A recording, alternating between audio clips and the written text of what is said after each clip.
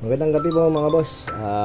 Bigyan ko lang po kayo ng konting idea about po sa genuine brake shoe ni Honda. Sa mga scooter po ito. Hindi po pwede po ito sa mga manual. So ito po, si Honda po kasi dito sa Pilipinas, tatlo po yung code na ginamit na genuine na brake shoe. Meron pong KZR, which is 1,000 plus po yun. Meron pong KBY, hindi lang ako sure kung KBY o KBL o KZM. At ito po yung isa, yung KZL. So ito po yung sino-shoulder ng aming shop kasi mas mura po ito. Nasa 500 lang po ito, 580 po ang benta namin. Dito po mapapansin nyo po, dalawang klase po yan. Magkapareho po yan, pero magkaiba po yan ang pinanggalingan.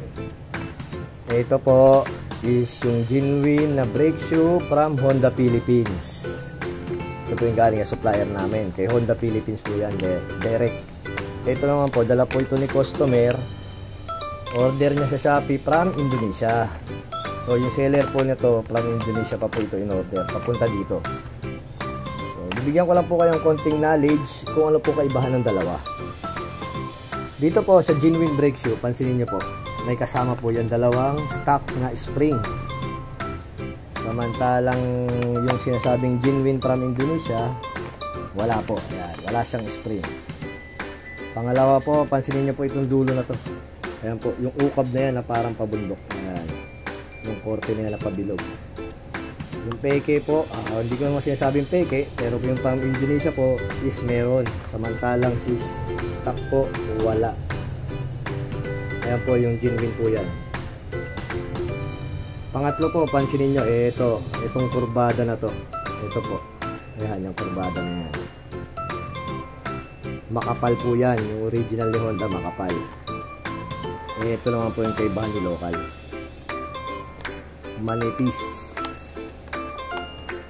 And then yung diameter nya po, hindi rin ako sure pero pag paningin ko po sa diameter nya, medyo maliit po itong isa compare po dito sa kay Honda Philippines na galing. So yung purpose po ng video na to, hindi po para siraan to kasi wala rin po ako alam or idea kung goods po ba to or worth it po ba yung pera nyong gagamitin dito.